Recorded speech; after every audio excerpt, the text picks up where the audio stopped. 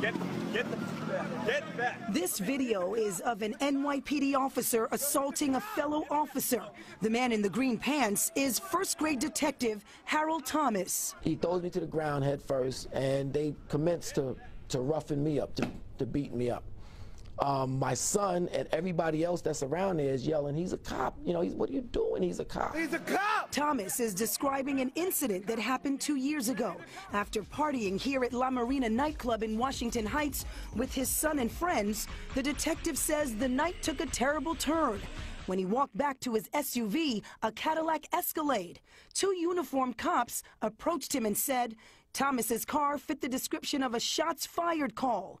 The detective tells us he quickly identified himself. I could never just show one without the other, you know. If I show somebody the shield, we want to see the ID card, you know. So I showed them both, and I said, "I'm Detective Harold Thomas from JTTF. That's who I am." The 28-year veteran detective had an official police plaque in the window of his SUV, his shield, and his service weapon. So at that point, Thomas thought showing his ID would be enough. But he says it was far from enough and far from over when a third uniformed officer showed up. The third cop comes up, and he's a John Wayne. He spins me around, slams my head on the hood of my car, which actually made a dent in the hood of my brand new car.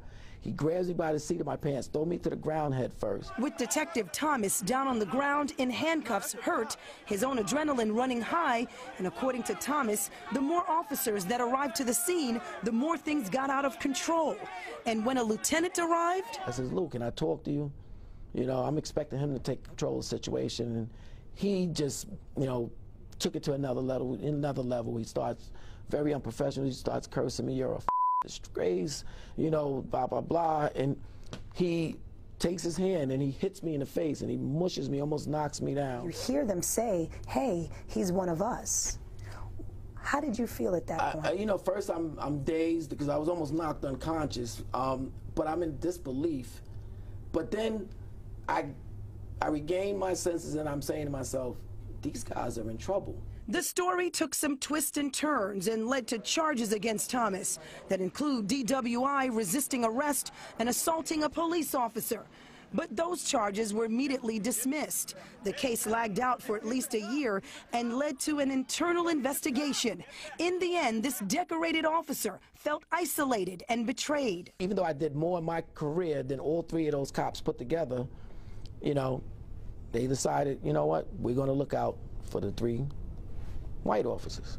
The incident changed Thomas. After going through hearings and departmental reviews, Thomas retired, still proud of the work he had done throughout his career and still believes the NYPD is the best department in the country, but after my incident, I didn't even want to have anything to do with any uniform officers. I didn't trust them after that. And I've been with them for 29 years. Police officers, even though you got to be hard, should also be sympathetic. A glimmer of hope came to Thomas when Police Commissioner Bill Bratton took over. Commissioner Bratton is on the right track. It all boils down to training and supervision, and when a cop messes up, you gotta discipline them. That's the only way they're gonna learn.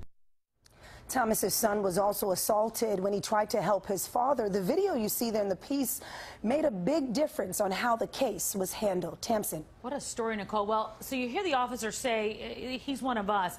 What is the protocol when officers stop one of their own, and was that actually followed here? Well, the policy states the uniformed officer is always in charge, so Thomas was supposed to do exactly what that uniform officer said, even show his ID 30 times, whatever it took. But out of frustration, Thomas did not do that.